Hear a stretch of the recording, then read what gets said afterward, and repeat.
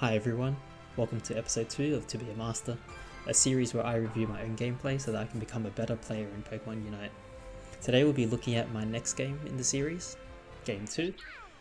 So I've been playing a lot of Venusaur recently, so I do try to hover over the Venusaur to see if it suits our team composition. I see that the only frontline we have is Wigglytuff, so I switch over to the Snorlax trying to fill out our team. I lock in the bottom lane because that's where I like to go. So at this point, we're just waiting to see how the team shapes up. I do see that the Wigglytuff switches to a Blastoise and the Pikachu switches to a Wigglytuff. So we have a pretty strong front line here, strong enough to protect our back line. So the Blastoise is running eject button instead of Fluffy Tail, which isn't super common, but it still works. So one thing I've noticed in the OCE server is that I've been running into a lot of Japanese people in Ranked and in Standard. It might just be the time that I log in, but it seems that every game I play has Japanese players in it. I know for a fact that there is no OCE server, so perhaps the server I'm connecting to is the Japanese server.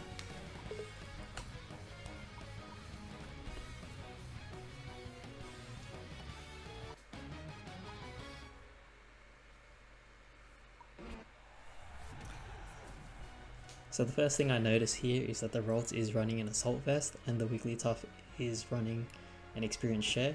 Wigglytuff seems to be confused as to what lane he's going into. So here, standard start, trying to run down, try to land the double tackle. Based on the aim, I thought I would have gotten that, but I guess not. Miss my tackle, go straight for the Ordino, try to start it as soon as possible, hoping to finish it before the enemy team gets here. Here I tackle and empowered attack, but I don't manage to get it. I believe the Eldegoss manages to steal it. So just to secure our own farm, we retreat.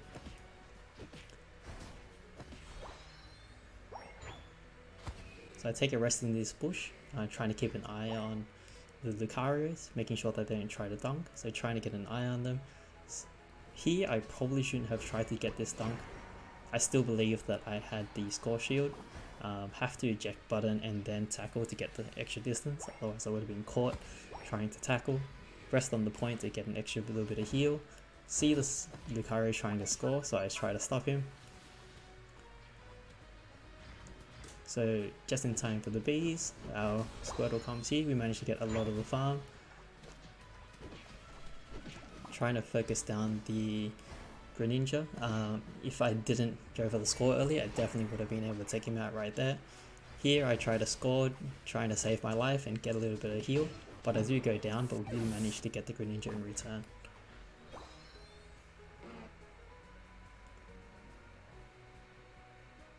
So since our Wartortle was down here, I believe that their jungler must have gone top.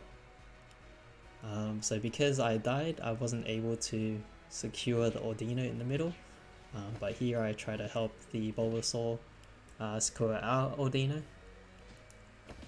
Possibly losing it to the Lucario there, I shouldn't have taken a look over to the side and just made sure I secured it. I try to block the Lucario from scoring.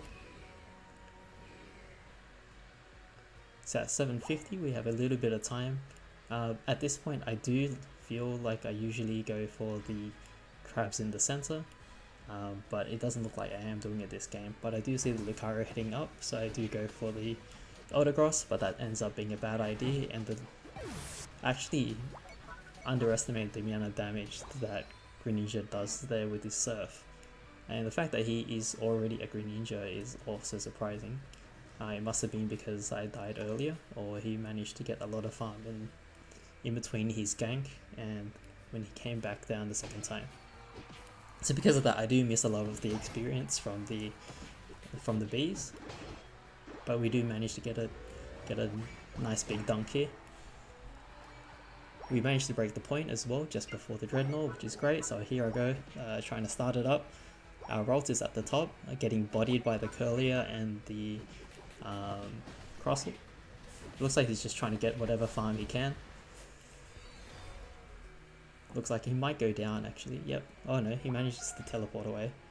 I believe I tried to go give him a hand, but he already goes down, so I make a beeline straight for the Rotom. So I see that the Curly is behind me, I see that the Crossle is there. Wigglytuff is singing the Crossle. Missed the heavy slam because he does go for the dunk instead of backing off. But I try to get as much damage down as I can. Getting ready the heavy slam once again, trying to land it on the Greninja. And then don't have my block unfortunately, but we do manage to take him down. I have my block now, block the Crossle away from the point so that my team can dunk. See that the Ivysaur is down the bottom. I try to start because there is 3 people down there. Well, no, I don't try to start it. I see that he's in trouble, so I retreat, make my way down because Ivysaur was not going to survive that gank. I mean, it's not a gank, that push. So it looks like they do manage to get the Rotom. At this point, because I'm at bottom, there's not much I can do. I see the Crossle in our jungle, and there's not much we can do there. I definitely don't have the damage to force him out. Curlier seems to be in a bit of trouble here. Earlier I threw the block thinking that Lucario would back off, but he didn't. He ended up going for the Curlier instead. I landed the heavy slam, and we managed to secure the kill there. Dreadnought is up soon, so hopefully everyone makes their way down.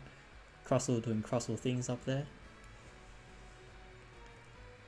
So we do have a little bit of time.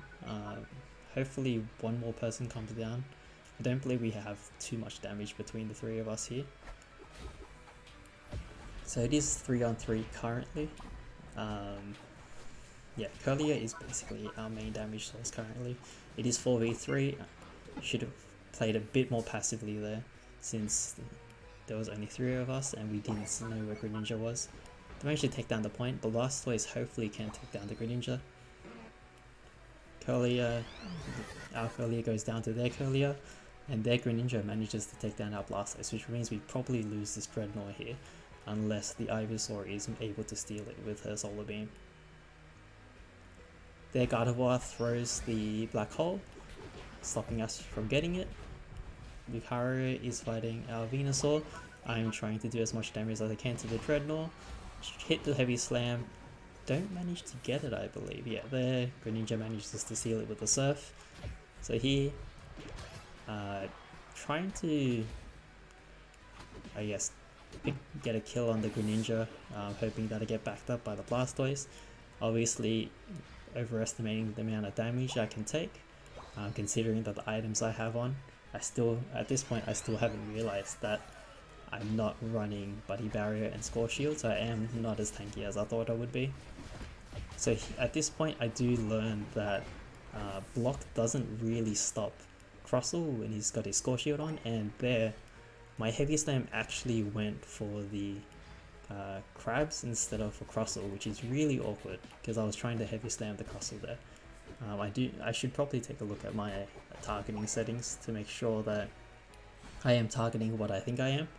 I might even consider turning off auto assist aim. So since we lost the Dreadnought, I am trying to make a play on the Rotom, hoping that the team comes up soon. We probably should have backed off here, being a little bit too aggressive with the 2 of us. Yeah, so they've taken it right there, and now I'm caught out in an awkward place, trying to retreat towards the point, back towards my team. So we're in a really tough position right now. We're trying to, so Zapdos is up in less than 40 seconds.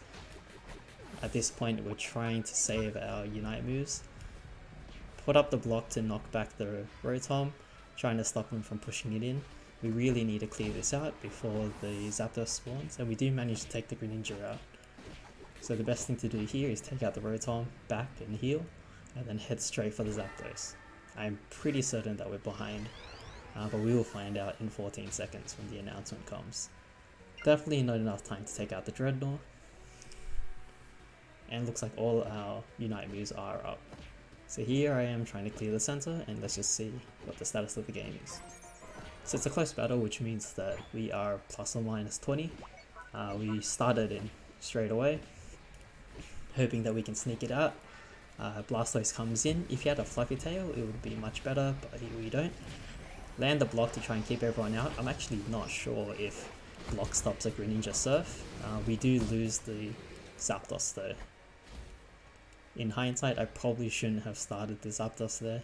Probably should have tried to win the fight, but my feeling was that we were weaker than them in a straight up fight, so I just wanted to risk the 50-50.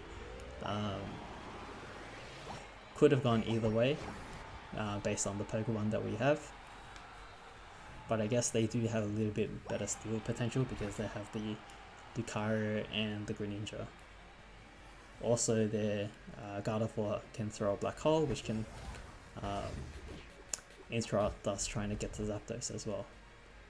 So at this point, I believe the game is pretty much over. I'm not holding any points, and I don't think anyone else on our team is either.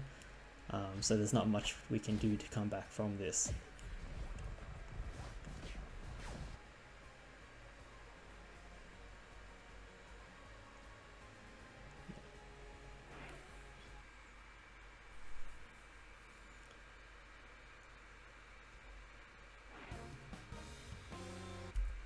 So thinking about this game in general, it was a close battle. There were definitely a few calls that I probably shouldn't have made, especially concerning the Zapdos. Since it was such a close battle, I probably should have tried to drag it out.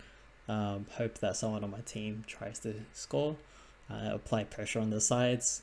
Although that being said, their Crossel is much better at doing that than any of our Pokemon, so if that's the case, maybe it was the right call to start the Zapdos and just try to force it as soon as possible before the Crossel can, I guess, run around and score behind us.